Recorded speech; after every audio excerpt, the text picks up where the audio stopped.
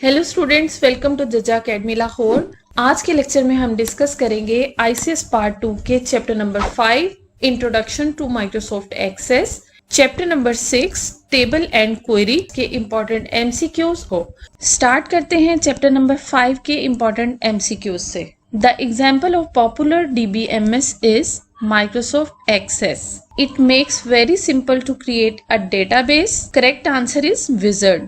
Wizard एक setup का नाम है जिसमें आप चंद एक सिंपल स्टेप्स को फॉलो करते हुए डेटाबेस को क्रिएट कर सकते हैं। Multiple copies of the same data is referred to as data redundancy, which shortcut key is used to open an existing database in Microsoft Access. Control plus O.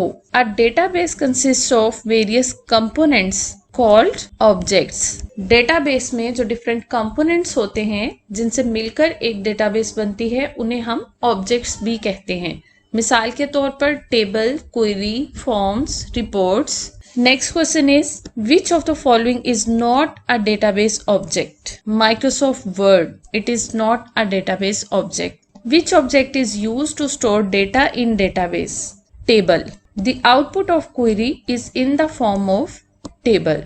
जब हम कोई query लगाते हैं तो query की output एक table की form में show होती है। In Microsoft Access, table contains records.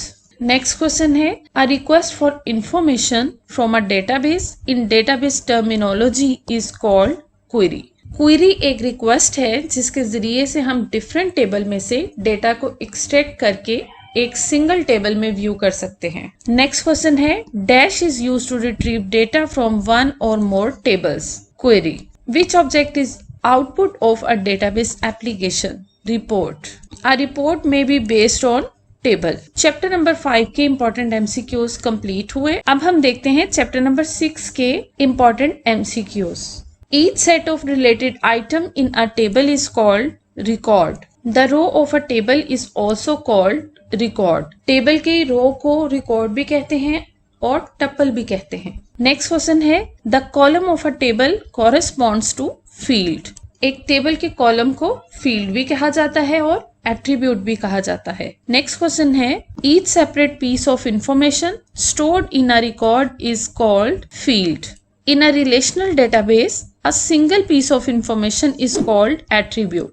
Field को हम एट्रीब्यूट भी कहते हैं। अगला क्वेश्चन देखते हैं, the degree of relation refer to as the number of columns. एक टेबल के जितने नंबर ऑफ कॉलम्स होते हैं वो टेबल की डिग्री कहलाती है। Which of the following is degree of a table? Total number of columns.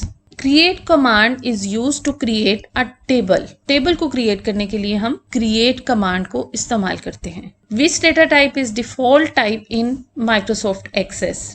Text data type is the default data type in Microsoft Access. Next question देखते हैं, the maximum length of text type field in Microsoft Access is 255 characters. Which data type can be used to define a field that consists of only numbers to be used in calculations? ऐसी data type को कहते हैं number data type. Which field type can be indexed?